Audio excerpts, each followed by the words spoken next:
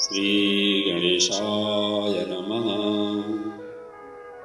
श्री सरस्वत्यै नमः। श्री गुरुचरणकमलेभ्यो नमः। मनोजवं मारुततुल्यवेगं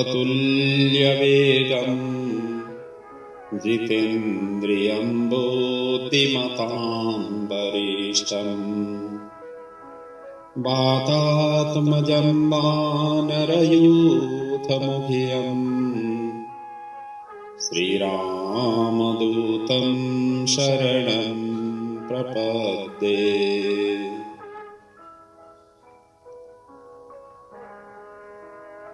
नमस्कार। आज से मैं आप सभी को श्री हनुमान जी की दिव्य चरित्र के विषय में कुछ चिंतन मनन लेकर के उपस्थित हुआ हूँ।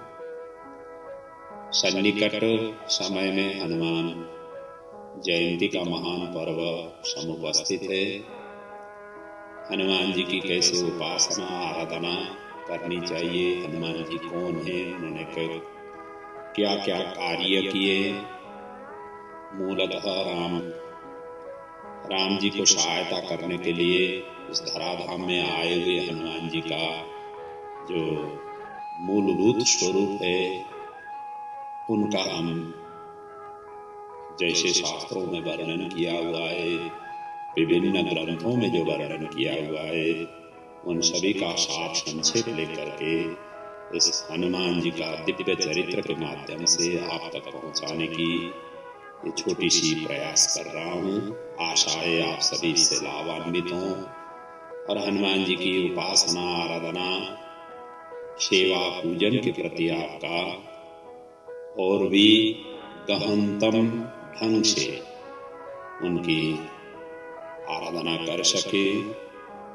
और मूलतः हमारे शास्त्रों में जो वर्णन है, जिन जिन भगवत विग्रहों का जो जो स्वरूप है, उनकी पीछे की इतिहास क्या है, क्यों उन सभी को शास्त्रों में वर्णन किया गया है, आदि इत्यादि की जानकारी, आदि इत्यादि की ज्ञान आप तक पहुंचे, इस उद्देश्य और ध्येय से विभिन्न दिव्य चरित्रों का प्रस्तुत करते हुए आज हनुमान जी की चरित्रों को लेकर के उपस्थित हुआ हूँ।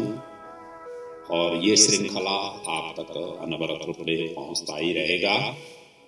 आशा है आज तक जो भी हम प्रस्तुत करते हुए आए हुए हैं, इनसे काफी भक्त लाभान्वित हो रहे हैं। जो श्रद्धा से श्रवण चिंतन मनन कर रहे हैं, वो अवश्य ही लाभ प्राप्त कर ही रहे हैं।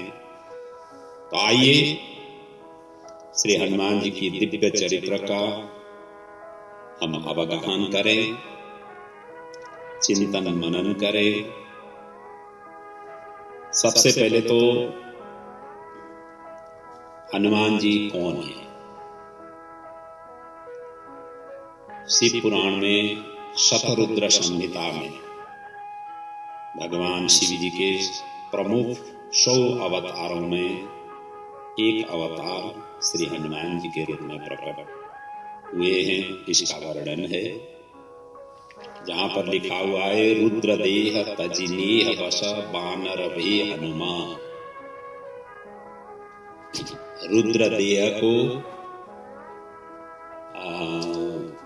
रुद्रदेह अर्थात भगवान शंकर जी ही बानर बन करके, बानर योनि में हनुमान बन करके आए हैं। ये शिव महापुराण के शतरुद्र संहिता में वर्णन है। इसीलिए तुलसीदास जी ने अपने हनुमान चालीसा में लिखा, शंकर शुभन, शंकर जी के शुभन मतलब पुत्र शंकर जी का ही दूसरा अवतार, शंकर जी ही दूसरे अवतार में हनुमान जी होकर के प्रकट हुए, ऐसा उन्होंने बताया। वैसे भी केवल शिव जी का ही शुभन नहीं, यहाँ पर तुलसीदास जी ने हनुमान चालीसा में हनुमान जी के पिता एक नहीं, दो नहीं, तीन तीन बताए गए। वहां पर लिखा हुआ है शंकर शोभन केसरी नंदन, केसरी के नंदन, शंकर के शोभन, और तीसरा बताया है पवन तनया। पवन मतलब वायु, उनके तनया मतलब पुत्र।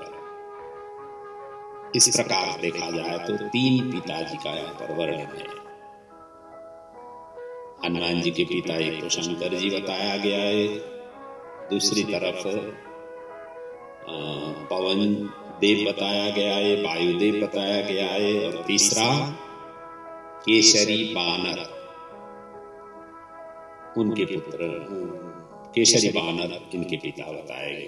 तो ये तीन तीन पिता एक से कैसे हनुमान जी प्रकट हुए, इसका सबसे पहले हम चिंतन मनन करेंगे। उसके पश्चात उनकी दिव्य चरित्रों को हम उधर की प्रवेश मतलब उधर की श्रृंखला में हम प्रवेश करेंगे। आइए अब ये तीन पिता की हम पहले तो निर्णय करें कि वास्तविक पिता कौन है। वैसे तो भगवत विग्रहों का इस धराधाम में आना वो प्रकट होते हैं। हम और आप जैसे माँ के गर्भ होते हुए जन्म नहीं लेते हैं, प्रभु तो प्रकट होते हैं, तो प्रभु के ही ये स्वरूप में आए हुए हैं। लेकिन इनकी मान्यता ये तीनों ही पिताजी के स्वरूप में है। अब इनके जो विषय है, इस विषय को स्पष्ट करने के लिए सबसे पहले तो हनुमान जी की जो माता अंजनी, जिनका वर्णन किया गया है कि अंजनी माता के गर्भ से हनुमान जी प्रकट हुए, ऐसा वर्णन है। तो अंजनी माता कौन थी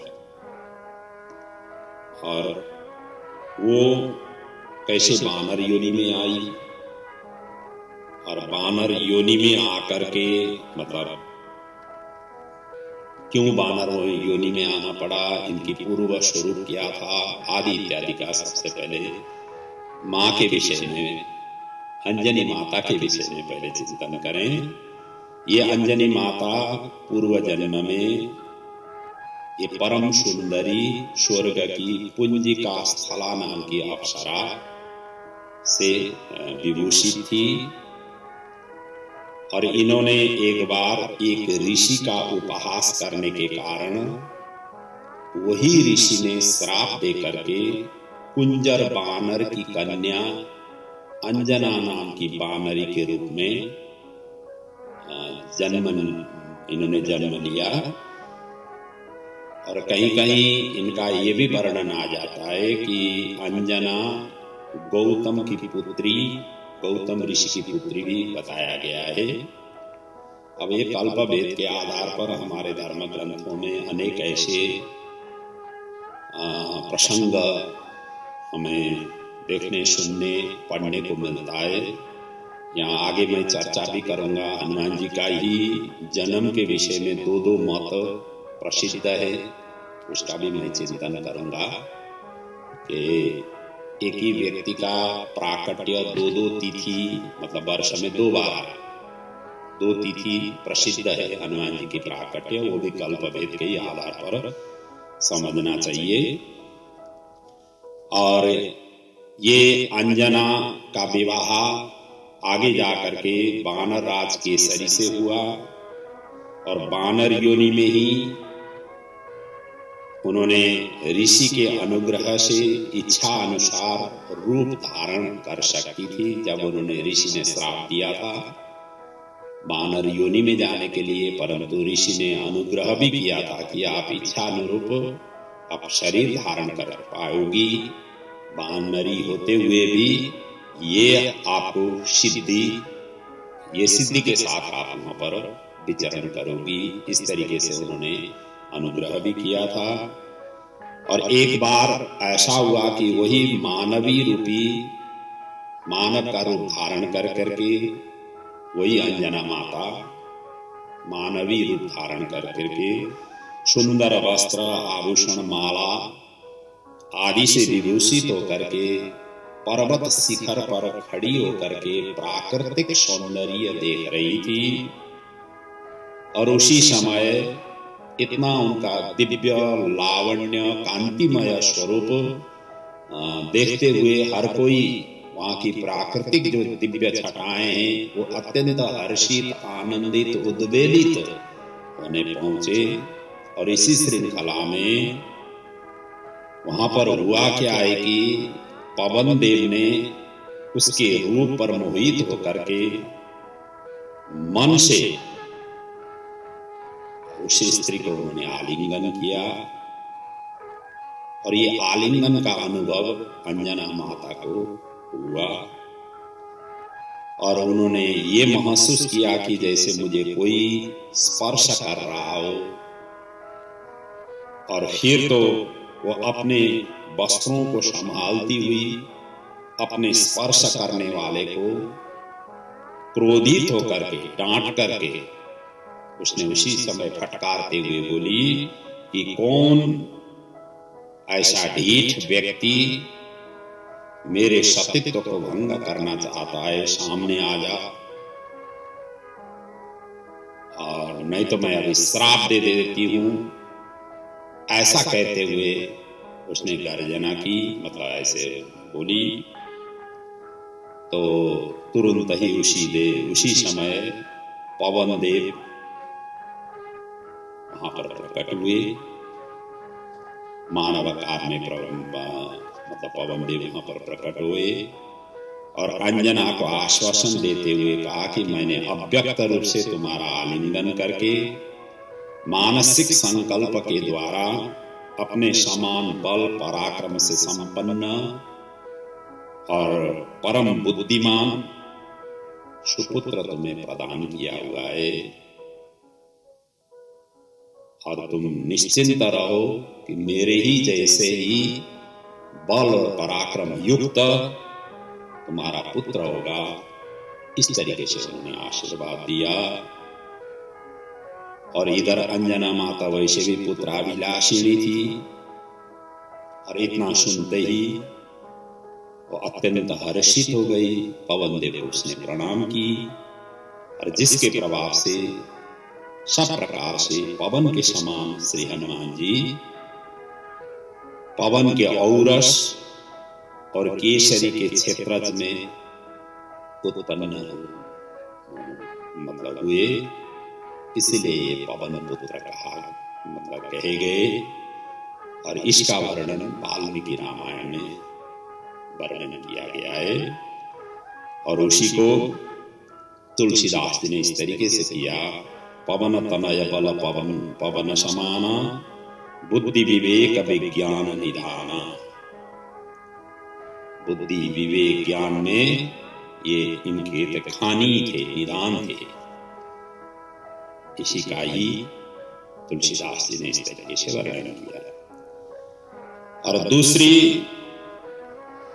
भगवान शिव जी के पुत्र कैसे हुए, अब इसका वर्णन करें। क्योंकि पवन के पुत्र तो जो उनको पवन के पुत्र माने जाते हैं उनके विषय में हमने चिंतन किया। अब शिव जी के भी पुत्र हनुमान जी हैं, ऐसे वर्णन किया हुआ है। तो शिव जी के पुत्र कैसे हुए, तो इसकी चिंतन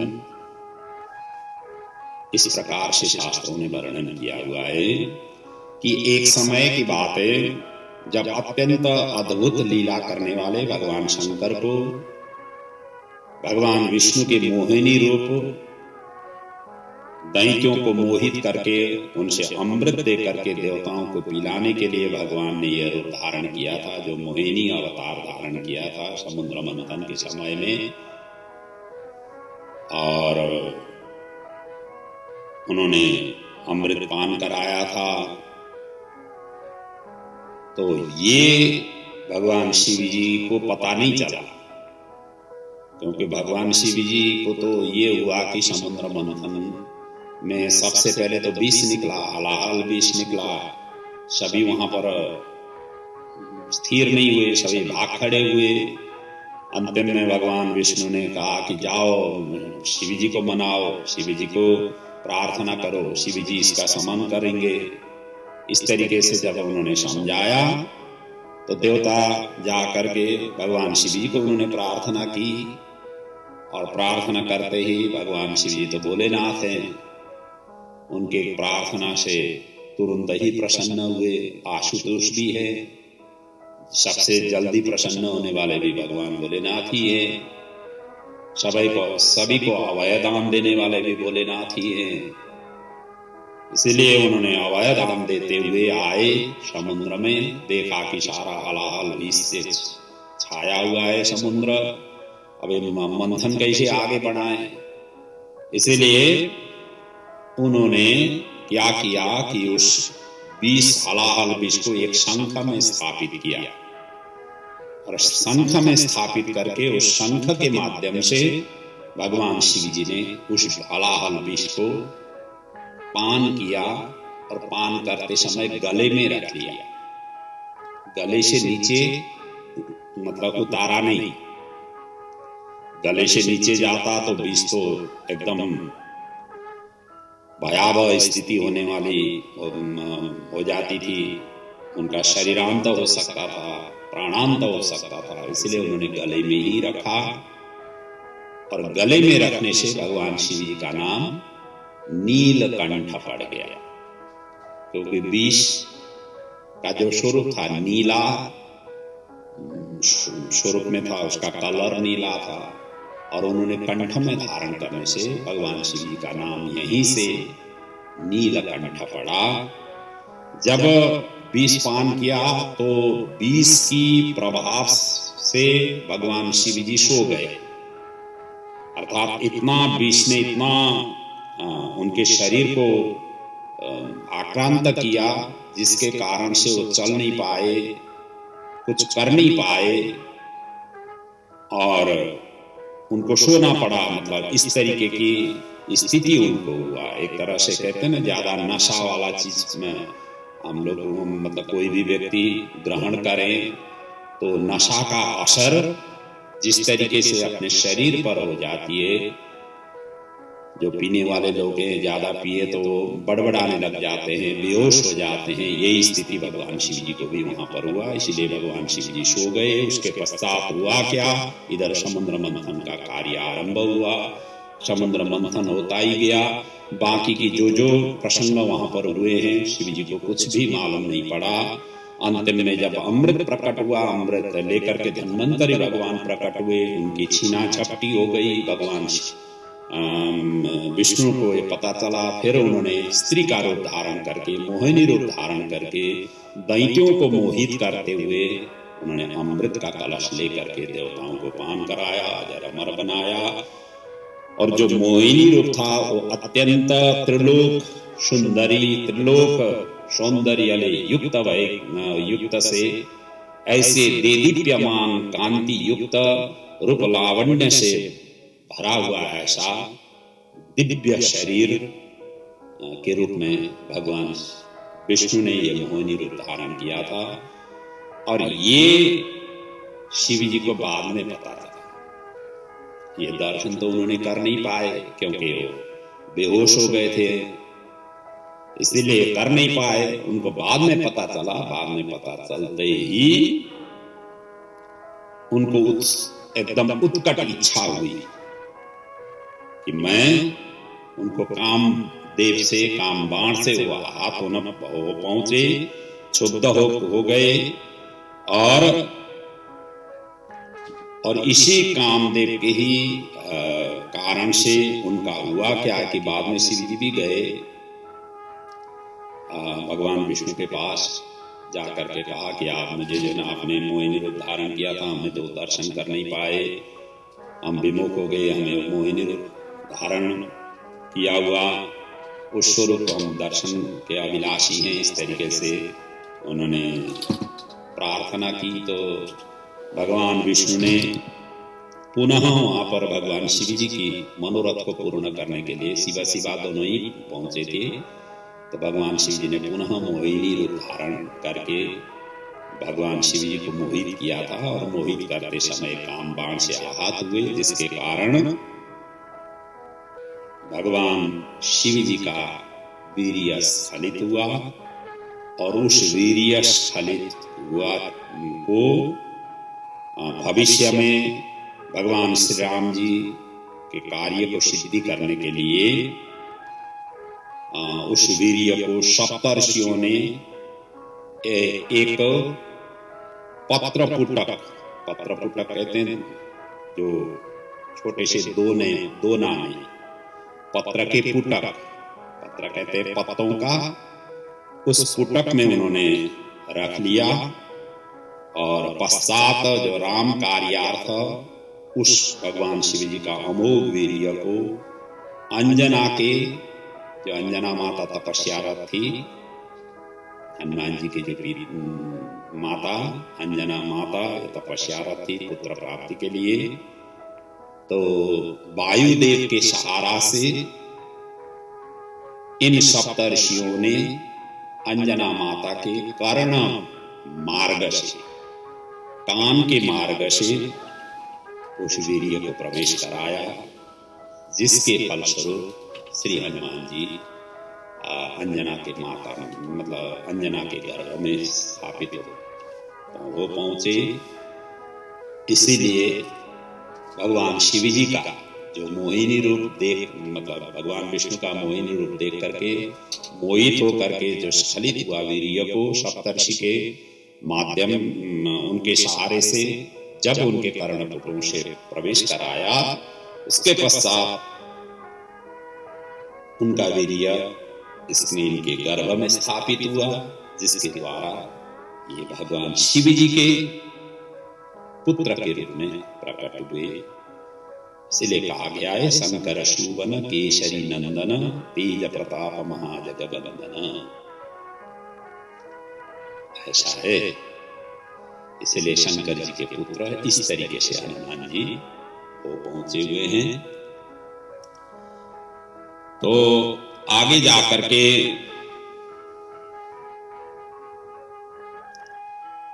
अब यहां तीसरी भी कथा है, क्योंकि दशरथ के जो पुत्रेष्टि यज्ञ किया था उसका चारू भी अंजनी माता ने ग्रहण किया। इसका वर्णन भी शास्त्रों में वर्णन किया हुआ है, जिसकी कथा इस प्रकार से, ये भी हनुमान जी के जन्म से ही संबंधित है।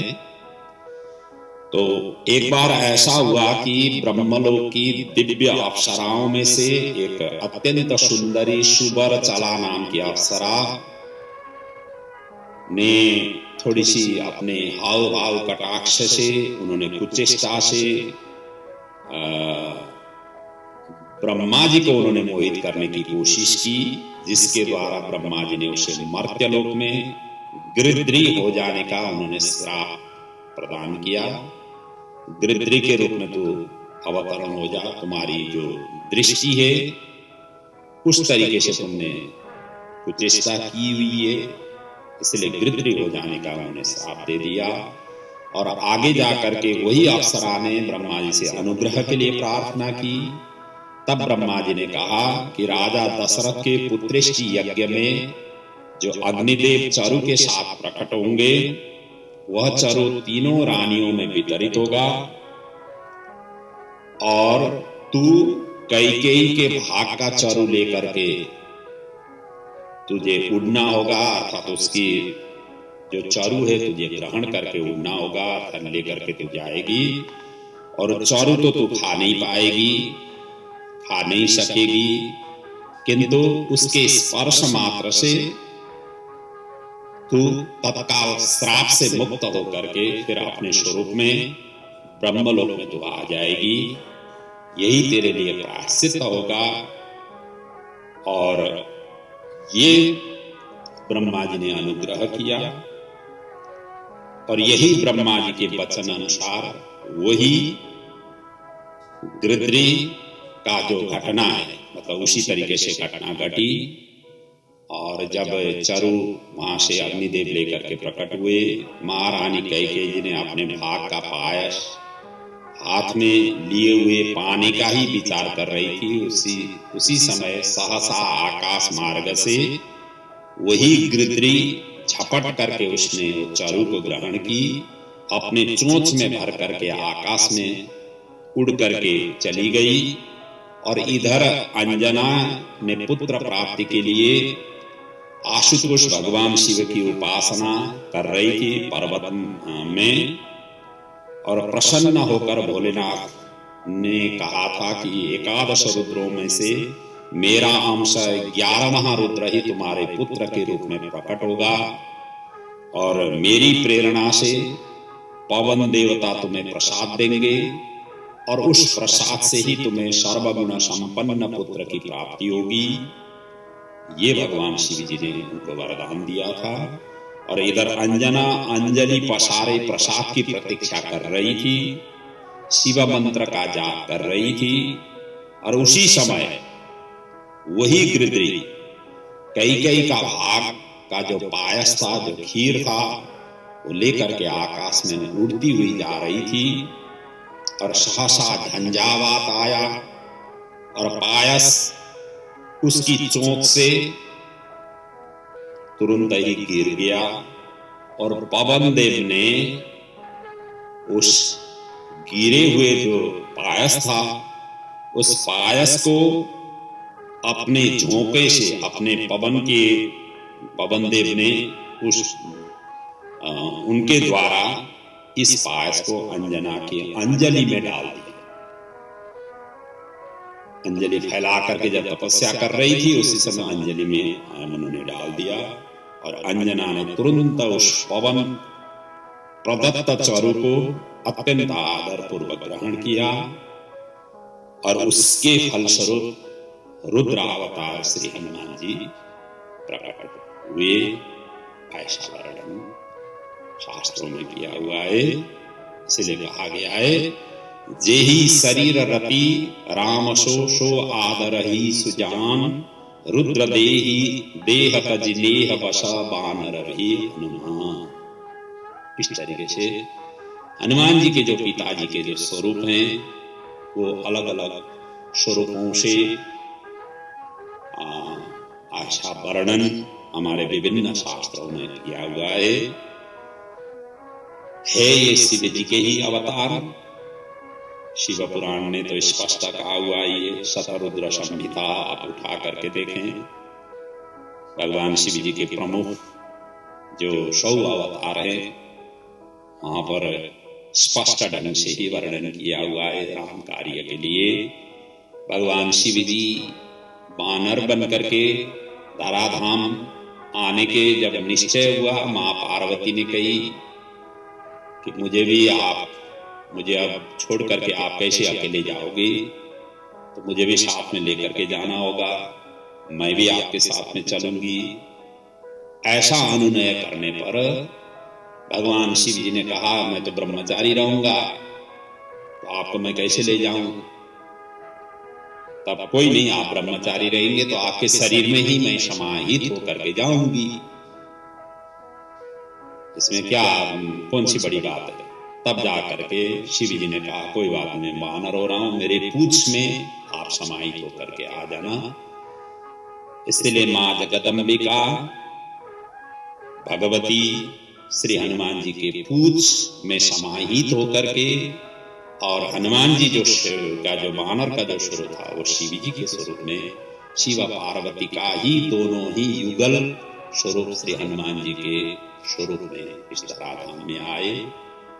और वही शक्ति थी जिस शक्ति के कारण, जिस पूछ की शक्ति के कारण सारा लंका को भस्म करने में सामर्थ्य हुई। मां जगदम्बिका का जो क्रोधान्वित जो स्वरूप था, जो महाकाली का जो स्वरूप था, वही स्वरूप उन्होंने प्रकट करके सारा सुवर्णमय लंका को उन्होंने विध्वंस किया, मतलब राख बना दिया।